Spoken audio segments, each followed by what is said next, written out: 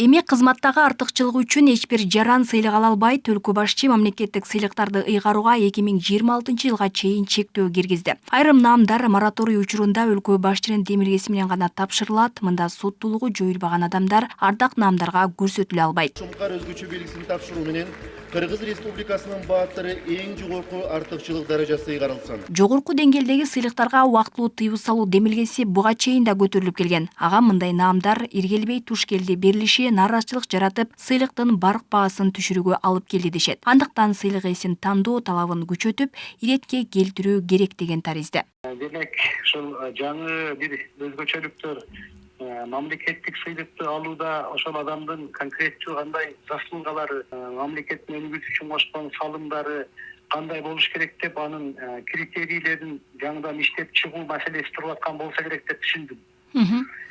Демек, ошол жаңы жоо кабыл алууга чейин мораторий жарыялап туруу деле туура болсо керек.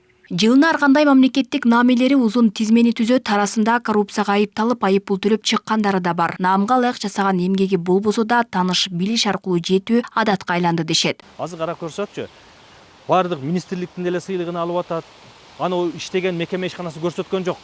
Өзү эле бир депутатты таап сыйлыкты алып алган, же бир министерстводон бир таанышты алып сыйлыкты таап алган дагы, анан майрам күнү ошол жерге анан көтөрүп келет. Мага жогорку кеңештин грамотасын алдым, анан палан министрликтин грамотасын алдым, анан өкмөттүн грамотасын алдым деп келип атат да, ошол сыйлыкка сени биринчи иштеген жериңден кетиш керек. Туурабы? Жанагындай бир өзгөчө учурларды, өзгөчө сиңирген эмгектерин эске алыш керек да. Анан сыйлык берүүдө да бир мындай бут тосуулар болот да. Мынанча жыл иштеш керек дегенчи. Жок, менин көз карашымда ал туура эмес. Ал жаңы кирип эле, бирок мамлекетке же ошол мекеме ишканага чоң бир жаңылык киргизип салым кошсо, ал жылды күтпөш керек да. Эң төмөнкү сыйлыкты болсо да алыш керек. Учурда эң алдыңкы мамлекеттик сыйлыктар Кыргыз Республикасынын баатыры, эң жогорку артыкчылык даражасы. 1, 2, 3 даражадагы Манас ордендери, Курманжан Датка, Данакер даңк ордендери жана даңк медали. Мындай кээ бир сыйлыктар ээсин тапса, чыныгы жаратмандар көмүскөдө калган учурлардарбын. Ырчылардан, аткаруучулардан азыркы адамдарга деле кичинекей тап койгондо деле берип атпайбы. Илгери биздин мезгилибизде Рыспат Кадыровго бербей эле жүргөн кызым ошол наамдардычы. Өлөрүнө жакын анан кийин берилип, ошол өлөрүнө жакын алды. Илгери татыктуу адамдарга берилчү эле. Тааныш билиш деген анча болбойт эле. Бизде ар бир сыйлыктын аралыгында 3 жылдан өтүш керек да. Ар бир адамга эле ар жыл катарынан бере бербейт.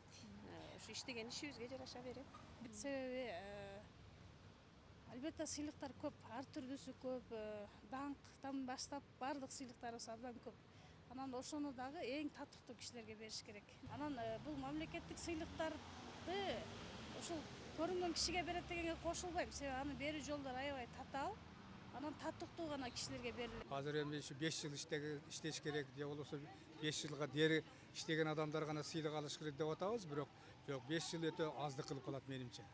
Андан сәл көрө бир 5-10 жыл иштеп, өзүнүн тажрыйбасын көрсөтүп, өзүн элге көрсөткөн адамдарга сыйлык алчак татыктуу болушу мүмкүн деп ойлойм. Аталган сыйлык ээлерине өлкөдө атайын жеңилдиктер да каралган эмес. 2012 жылга чейин акчалай колдоо, медициналык кызмат акысыз көрсөтүлүп келсе, андан кийин алынып салынган.